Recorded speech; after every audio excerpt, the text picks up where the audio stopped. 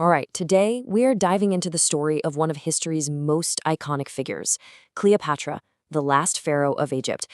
But honestly, calling her just a queen doesn't even begin to cover it.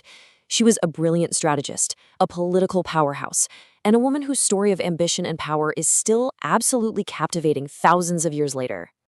And that really brings us to the heart of her story, right?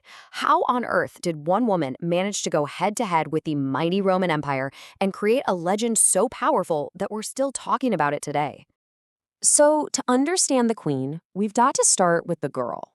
Cleopatra was born into a world of unbelievable privilege, for sure, but also one of immense danger.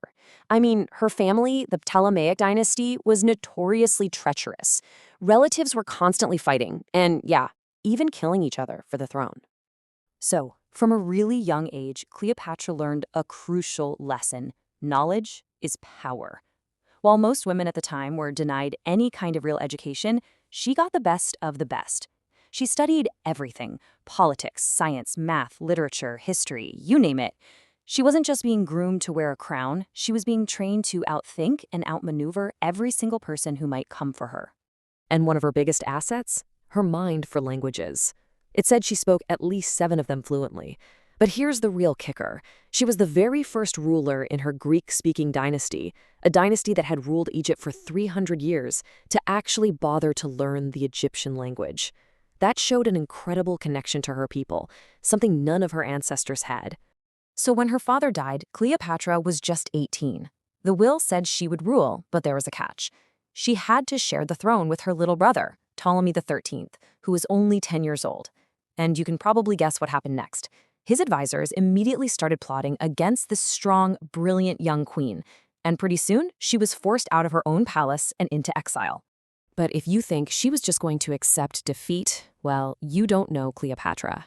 Exiled and, for all intents and purposes, powerless, she knew she needed a really bold move to get her throne back. And this was about to be her first big play on the world stage. And her opportunity came knocking, in the form of Rome's most powerful general, Julius Caesar, who just arrived in Egypt. Now, anyone else might have seen a foreign invader, but Cleopatra? She saw a potential ally. She saw her ticket back to power. She just knew she had to make one heck of an impression. So what does she do? She comes up with this unbelievably audacious plan. She has a servant smuggle her past her brother's guards by rolling her up inside a carpet. A carpet! This thing is then presented as a gift to Caesar, and when it's unrolled, out comes Cleopatra. Can you even imagine the look on his face? This wasn't just some dramatic entrance, it was pure political theater. It immediately got Caesar's attention and, more importantly, his respect. And with his help, she crushed her brother's forces and took back her throne. Okay, so her throne is secure. Now Cleopatra enters a whole new phase of her reign, one that would be defined by her alliances with the 2 most powerful men in the entire Roman world. And these 2 relationships really show you the different sides of her strategy. On one hand, you have her alliance with Julius Caesar. This was mostly a strategic political partnership. It secured her power in Egypt, and it gave her a son, Caesarion, who she hoped might one day unite their 2 empires. But her relationship with Mark Antony, that was different. It was a passionate, intense union, both political and personal. They had 3 children together, and they had this grand dream of building a huge new Eastern empire. But that very dream put them on a direct collision course with Rome. And that right there, that was her ultimate goal. These alliances, they weren't just about love or political survival. They were calculated moves in a much, much bigger game. The prize? A magnificent new empire with her dynasty at its center, ruling the entire known world. But back in Rome, one man saw this ambition as a deadly threat: Caesar's adopted son, Octavian. He launched this vicious propaganda campaign, painting Cleopatra as this dangerous, seductive foreign queen who had bewitched poor Mark Antony. He totally turned public opinion in Rome against them, and soon enough, war was inevitable. And this brings us to the final tragic chapter of her incredible story.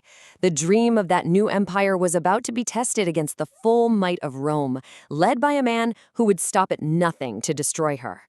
The end, when it came, was swift, and it was brutal. In 31 BCE, they lost the massive naval battle at Actium.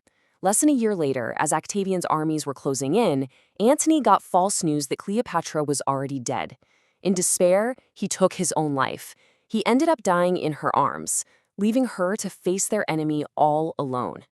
Octavian's plan was to capture Cleopatra and drag her through the streets of Rome in chains. It would have been the ultimate symbol of his victory. But Cleopatra was a queen to her very core.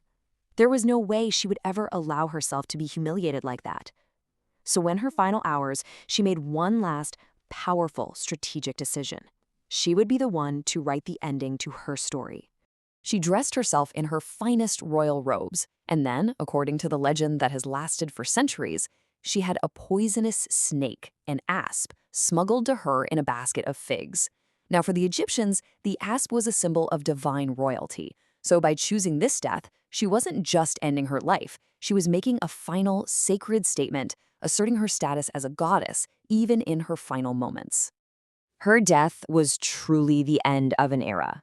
With her gone, 3,000 years of pharaonic rule just ended, and Egypt lost its independence, becoming just another province in the ever-expanding Roman Empire. So, who was Cleopatra really? Was she a political genius whose ambition finally got the better of her? A tragic lover caught up in one of history's greatest romances? Or was she, above all else, the master of her own story, a woman who controlled her own legend, from that dramatic entrance in a carpet to her defiant, legendary end?